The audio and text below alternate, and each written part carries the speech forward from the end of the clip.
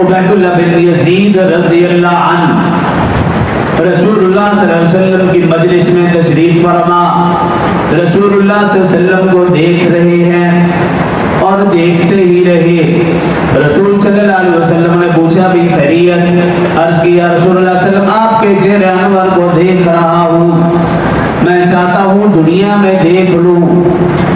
آخرت میں جنت میں نہ جانے موقع ملے گا کہ نہیں، آپ تو جنت میں اعلیٰ و ارفع مقام پر ہوں گے اور میں جنت میں پہنچا بھی صحیح تو ادنا مقام پر ہوں گا، وہاں تو آپ کی زیارت نہیں کر سکوں گا۔ رسول صلی اللہ علیہ وسلم نے یہ آیت مبارکہ تلاوت کی، وَمَن يُطِعِ اللَّهَ وَالرَّسُولَ، جو اللہ اور اس کے رسول کا کہنا مانے گا، فرما برداری کرے گا، اطاعت کرے گا، فَأُولَئِكَ مَعَ الَّذِينَ أَنْعَمَ اللَّهُ عَلَيْهِم مِّنَ النَّبِيِّينَ،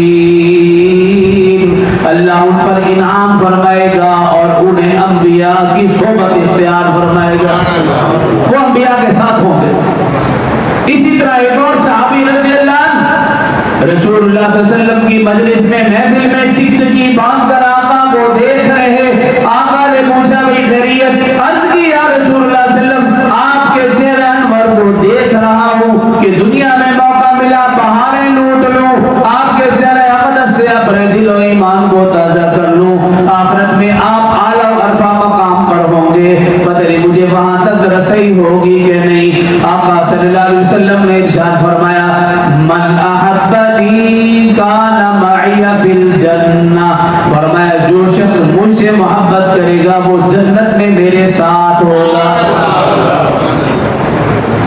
آقا صلی اللہ علیہ وسلم کے فرامین پر یقین ہو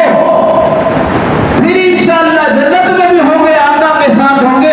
اگر مجھے اور آپ کو آقا صلی اللہ علیہ وسلم کے فرامین پر یقین نہ ہو تو پھر تو کچھ نہیں کر سکتے۔